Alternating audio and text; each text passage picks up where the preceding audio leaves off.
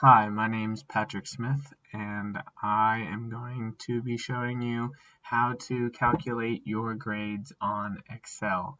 So for my objectives, I want to help students calculate their grades, explain how to use VLOOKUP on Excel, and there's a new way to auto sum and then also help you sort your grades at the end. I'm an accounting major, and this kind of goes in with what I'm trying to accomplish for the semester. Um, Excel is super important for accounting majors, and we have to take multiple classes on it, so I want to impart some of my knowledge onto you guys. So from here it says from Canvas, and I pulled this part, like the calculations and what we have so far in the gradebook. I filled in, we didn't have any scores for any of these, so I just filled it in with 100% in every single category, just as an example. So the first thing I did is I went down to the bottom here, and when you hit Alt equals, it's going to grab everything that's above the 50, 560, and sum it up. So it's just a quick, easy button to calculate both this here and this here. So quick equal auto sum 560. And then what I did over here is I just divided this by this, and I got my 100% in the class. And this would come up with a just one, like 560 divided by 560 is just 1, so you times it by 100, and then you get a final grade of 100. So then the next part of it was how to use VLOOKUP. So I wanted to know what letter grade a 100% is. So I made a little table over here, and if you notice that it goes from 100% down to 64%, that's how it's put in the syllabus. But if you want to do a VLOOKUP table, you have to actually switch all the numbers, so you're going from a 0 to a 94.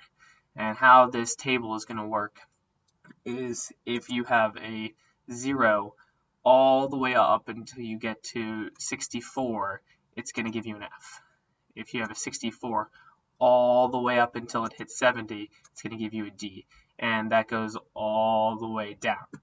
So what you're going to do is you're going to go over to where this is, and you're going to type in VLOOKUP, and then your first thing that you want to do is you want to find out what number you're looking for. So I'm looking for this 100.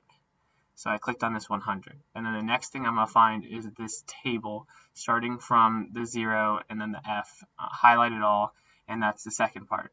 And then the last part is which am I trying to pull. So I could just say that A has to come from this second row. So then the last thing I'm going to write is a 2. So it's the letter, the percentage right here, comma, this table, comma, and then 2, because you want to pull it from this row.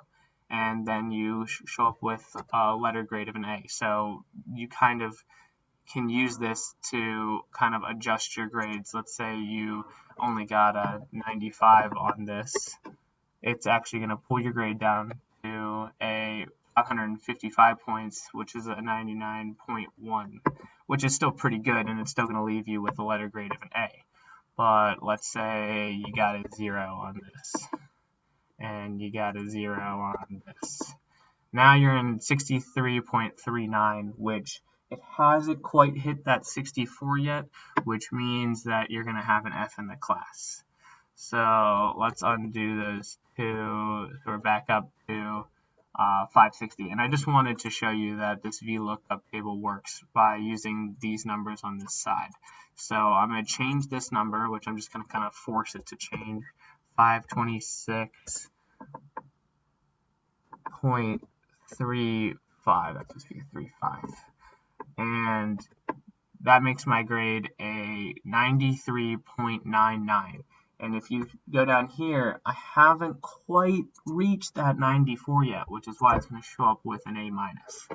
But then once we hit we make this a 4 instead of a 3-5, I finally break that plane and I have an A in the class. So that's always helpful. So I'm going to just Alt equals this again, so I get back up to the 560 because these are all still at 100%. And what I want to do is I want to show you guys how to filter your grades. So like these 5 points, you have all of these 5 points, but one 100-point assignment is going to be more valuable to you. So if you wanted to see how you're doing on your 100-point assignments, if you go into the data tab and you hit the filter and it looks like a funnel, it'll make a little arrow down next to score.